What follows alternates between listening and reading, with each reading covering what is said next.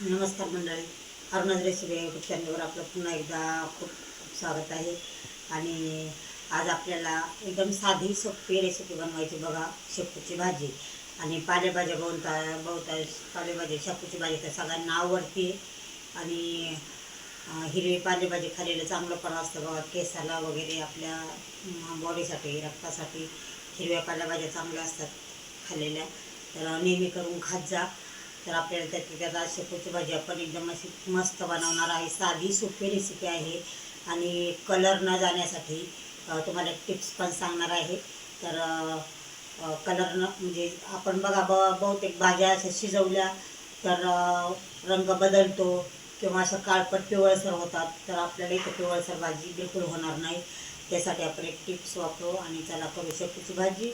तर एकदम पटकन झटपट रेसिपी आपली आणि झटपट आपल्याला करायची शेपूची भाजी. तर आपल्या चॅनलसाठी वेगवेगळे व्हिडिओ पाहण्यासाठी सबस्क्राईब करायला अजिबात विसरायचं नाही आणि आपला व्हिडिओ पूर्ण बघत जा. तर चला बनवूया शेपूची भाजी. त्यासाठी आपल्याला काय काय साहित्य लागते चला. तर इथे बघा, शेपूची भाजी करण्यासाठी आपण इथे एक जोडी स्वच्छ धुवून बारीक कापून 1-2 पाण्याने धुवून घेतलेली आहे आणि निथळ ठेवलेली आहे. आणि ते बघा त्यासाठी काय काय एकदम साधी सोपी रेसिपी आहे बघा. तर इथं आपल्याला थोडीशी मूग डाळ लागणार आहे कच्चीच. मी भिजत घातलेली नाही कारण ती भाजीबरोबर भिजती आहे. इथं 2 लसणाच्या कुड्या घेतल्यात बघा मी. आणि एक 10-12 मिरच्या घेतल्यात, शेंगदाणे आणि आपल्याला चवीसाठी मीठ लागणार आहे. तर आपण आता लसूण, मिरची आणि शेंगदाणे मिक्सरमध्ये असं आबडधोबड वाटून घ्यायचं आहे. एकदम बारीक नाही वाटायचं बघा.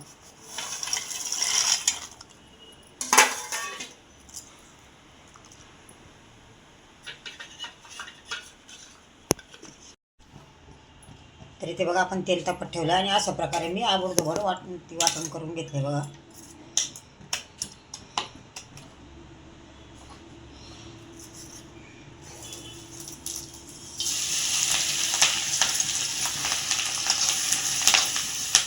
पालेभाजीला तेल नेहमी थोडं जास्त वापरत जायचं आणि थोडीशी कमी शिजवायची बघा.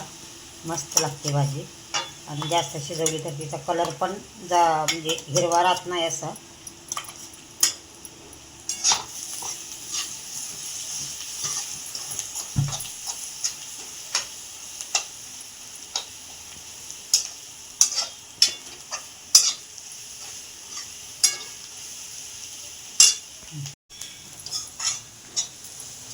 तर इथे बघा आपल्या लालसा रंगावर असा मस्त वाटण भाजून झाले. त्यानंतर आपण त्यात आता चांगली निथळून घेतलेली आहे बघा. मी शेपू बिलकुल पाणी राहिलेलं नाही त्यामध्ये.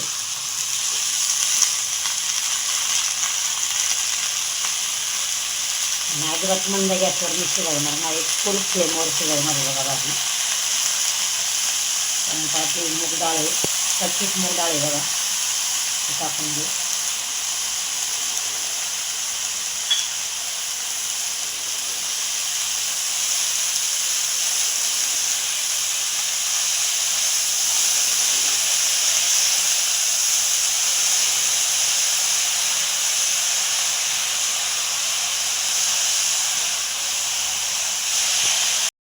तेव्हा चवीसाठी आपण मीठ टाकूया.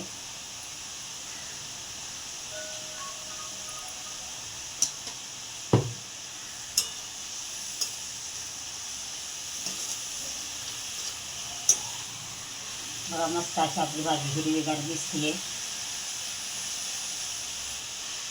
आणि फुल फ्लेवर जर भाजी आपण पटकन केली ना तर बिलकुल कलर तिचा डाऊन होत नाही. अशी हिरवीची हिरवी राहते छान.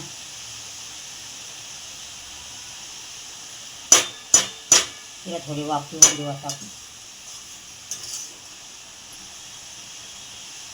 तर इथे बघा हिरवीगार अगदी कलर न जाता आपली भाजी तयार झालेली आहे शेपूची बघा.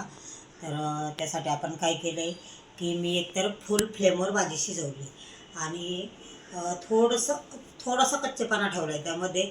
त्यामुळं भाजीला कलर पण जात नाही आणि चवीला पण बघा तुम्ही करून पहा, चवीला पण वेगळी लागते भाजी, म्हणजे खूप छान लागते थोडीशी कच्ची भाजी ठेवल्यावर.